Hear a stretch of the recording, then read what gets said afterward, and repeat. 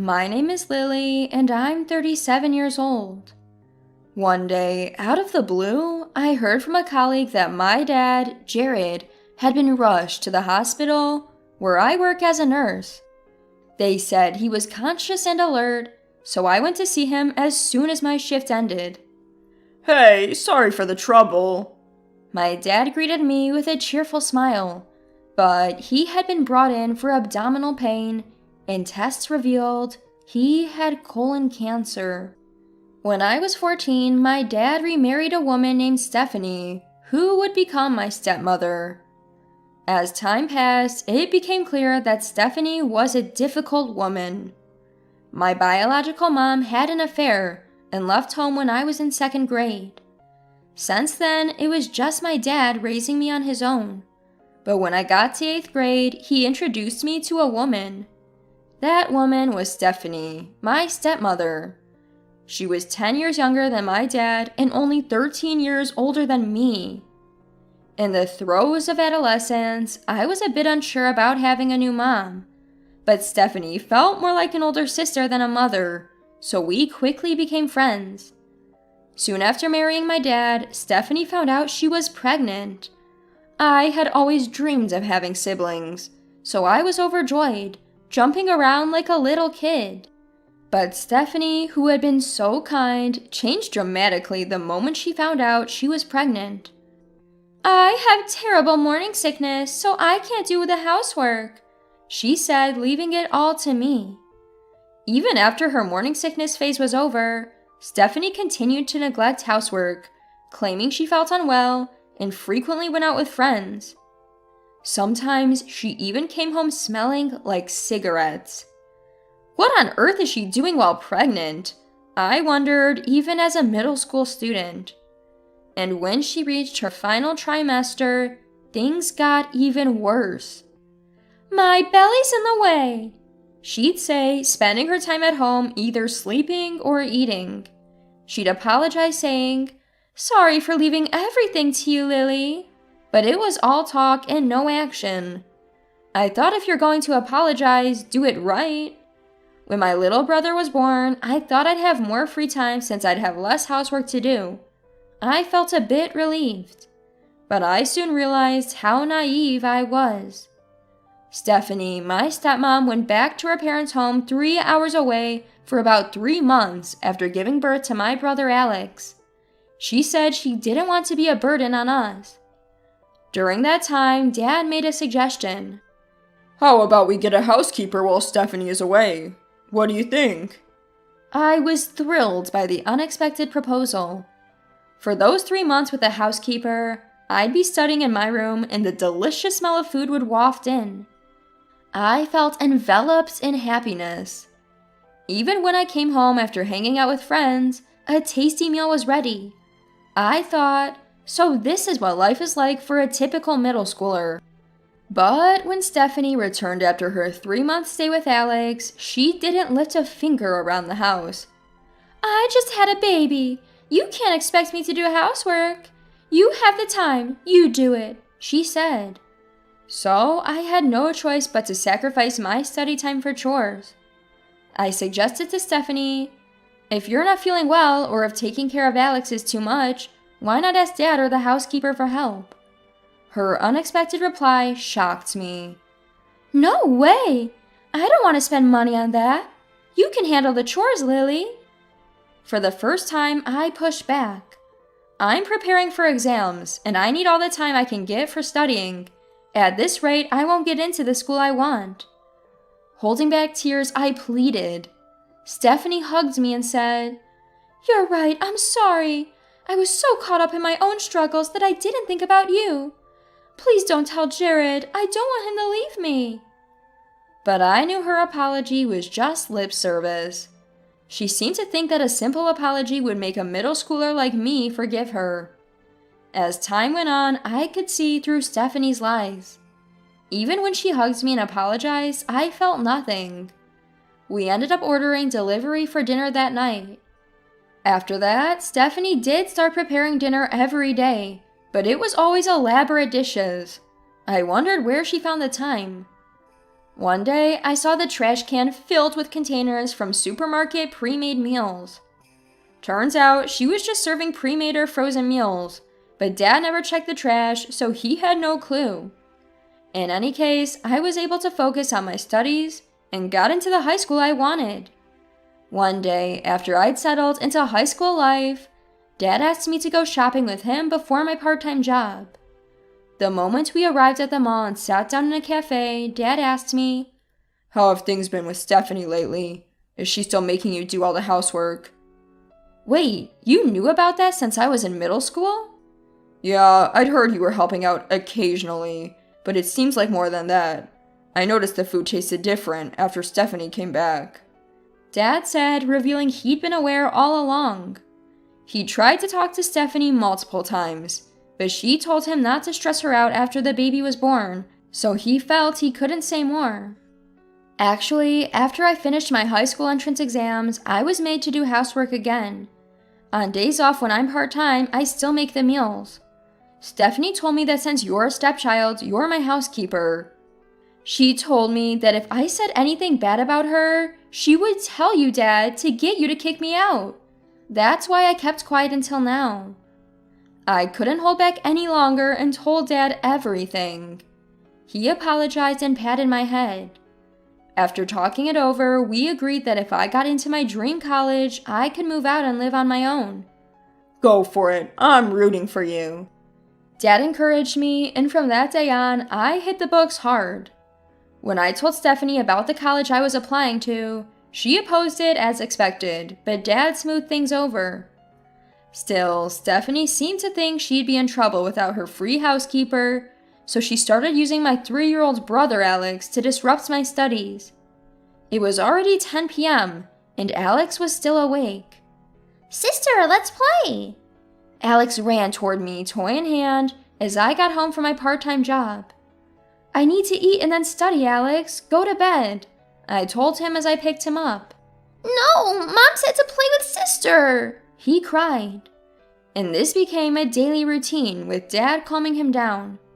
Despite Stephanie's various attempts to sabotage me, I managed to get into an out-of-state college with Dad's support and moved to a new place. I heard that things got a bit worse for Dad at home, but he continued to live with Stephanie and Alex, who was still too young to be left alone with her. Later, I fulfilled my childhood dream of becoming a nurse, got married, had a child, and returned to work, leading a fulfilling life. That's when Dad was brought in, diagnosed with terminal cancer and given 6 months to live. Stephanie and Alex come to visit me one day a week. Stephanie and Alex, who hadn't seen me in 19 years and seemed to have forgotten all about me, openly badmouthed Dad during their weekly visits. I'd considered saying hello after all these years, but was glad I hadn't. I waited for a time when they weren't around and visited Dad's room with my son. "I'm so happy to see my grandson's face every day," Dad often said. He fought his illness for a year and finally passed away peacefully. I headed to my childhood home to prepare for the funeral. The house had been fully renovated since Dad's hospitalization and looked nothing like the home I remembered. There was no trace of my room left. Stephanie greeted me at the entrance and bombarded me with questions, seemingly unaware that we'd been crossing paths at the hospital every week. The funeral went smoothly, and I was left alone to sort through Dad's belongings. While I was reminiscing over a gift I'd given to Dad as a child, Stephanie barged into the room. "What are you rummaging through? Don't touch anything valuable." "Excuse me?" Ignoring my confusion, she continued. "Don't you know, as a stepmom, this inheritance is mine." I was stunned. "Jared is gone, so you're irrelevant now. Just clean up the junk and leave," she said, trying to kick me out.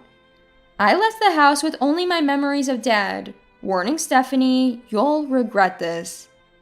Stephanie kept making noise while I was packing, but it didn't matter to me anymore. A month after Dad's passing, Stephanie contacted me. "We need you to come home next Sunday to open Jared's will." I agreed and arrived at the house with my husband, Carlos. Why is Lily's husband here? Lily alone is enough. Go home. Stephanie snapped. I revealed a crucial fact. Are you sure? We can't proceed with the will unless Carlos is here. What are you talking about? Stephanie was about to turn Carlos away when she noticed the shiny badge on his chest. Her eyes widened in disbelief. Wait, you're not going to tell me this guy is a lawyer, are you? Exactly. Carlos is the one who contacted you about the will. So, can we come in now? Reluctantly, Stephanie led us into my father's room.